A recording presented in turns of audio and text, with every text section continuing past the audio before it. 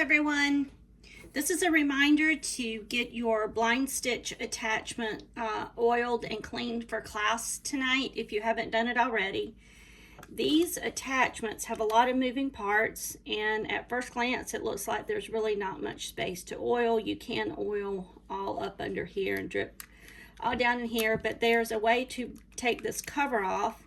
It's one screw here, so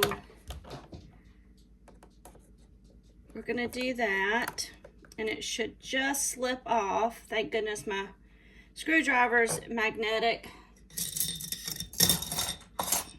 Put that there, and this should just slip off. Now you're going to have to get around this little area, and it lifts right up, exposing all the metal guts.